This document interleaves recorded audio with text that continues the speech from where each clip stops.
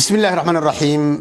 الحمد لله رب العالمين، وصلى الله وسلم وبارك على محمد وعلى آله وصحابته أجمعين، ما بعد. أيها الأحبة في الله، أحبكم في الله.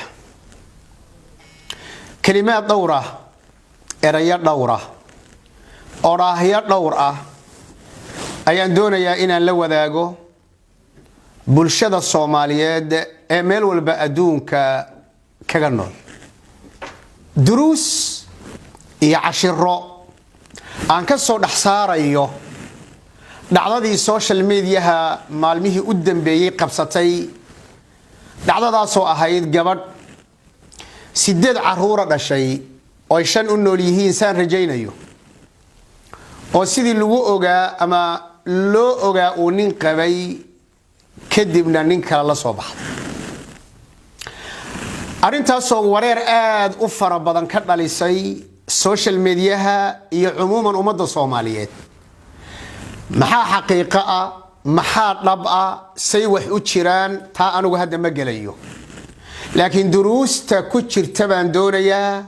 qof walba meel buu ummadda wax uga faa'iideeyaa ama zaawiyad yar ayuu qof walba wax ka arkaa oo isleeyahay zaawiyada ama darishadaas cashir baa ku jira ummadda looga faa'iideeyo. cashirka koobaad wuxuu yahay axaadiista nabiga aan ku hormaray sallallahu alayhi wasallam, quraanka iyo sunnada iyo culumadaba ay aad ugu adkeeyeen shartinta guurka waliga. ila uu nabigu ka yiraahdo sallallahu alayhi wasallam ayyuma imra'atin nukihat bighayri idhni waliha fanikahuha batilun fanikahuha batilun fanikahuha batil. gabadha wali la'aan la mihriyaa nikaaxeedu uu 3 jeer nabigu ku celiyay sallallahu alayhi wa alihi wasallam. maxaa shuruud looga dhigaa wali si ayna arintan oo kale ayna u dhicin, si haween la qabo aynan u guursanin, rag kale aynan u guursanin, si gabadhan loo ogaado riximkeeda iyo caloosheedu ma dadkii la guursan karayba oo ma maran yahay mise ma marno. faham aad u fara badan baa ku jira oo hadda khaladka ugu weyn oo hadda arintan ay la khaldantay ay qayb ay ka tahay. waligu marka waa muhiim. ninka wax guursan haya darsiga labaad ee ku xiga waxa weeye hatta haday gabadhu ninka been u sheegto oo ay dhahdo, way dhacdaa marar badan gabadh cidda ku jirta oo dhahda cidda kuma jiro, wayna soo martaa oo ay gabadhu dhahdo waa hore la ifuray, hadda mar dhow baa la furay oo waxa laga yaabaa hal dhiig inay tirsatay. marar badan culimada su'aalaha la weydiiyay kamid tahay hatta haday gabadhu dhacdo inay degdegto. hadda waa gabadhan la qabin baa ka hadlayay ninka wax guursan haya darsiga labaad ee ku jira weey. waxa la doonayaa war qofkan uu doonayo nolosha inuu la qaybsadaay horta qofkan muxuu yahay, yaa yaqaan kaba soo qaad inay ku tiri gabadh baan ahay waligay la ima guursanin.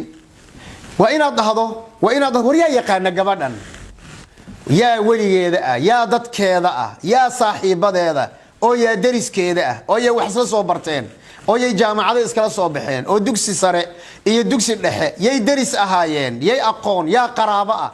umuraha noocaas oo dhan waa inuu ninku baadho. hatta ninku waa inuu yaqaano gabadha uu guursan hayo dadkeeda, waa inuu yaqaan. markuu dadka waraysi u tago ayaa wax badan ayaa marka u soo baxaya. inta waxaad ku dartaa shay hadiiba shubha la geliyo oo hatta war la geliyo, qofka muslimka waxa la doonayaa inuu markaaba baaro. waayo laba arrimood bay culimadu waxay dhahaan ka fiirsi badan bay u baahan yihiin.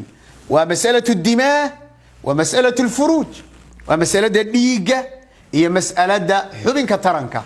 xubinka taranka wuxuu xalaal ku noqon hayo waa mas'alo aad loo adkeeyay oo in laga fiirsado mudan. dhiig in la daadiyana waa mas'alo u baahan sharcigu ma banaynaya dhiigan asaga in la daadiyo. waxaan ku soo aruurin hayaa oo ku soo gabagabaynayaa qaybta koobaad. ilaahay ha laga cabsado subhanahu wa ta'ala oo khaasatan gabadha muslimada ah cara ayada haysa iyayna ku qaadin inay xuduudda gudubto.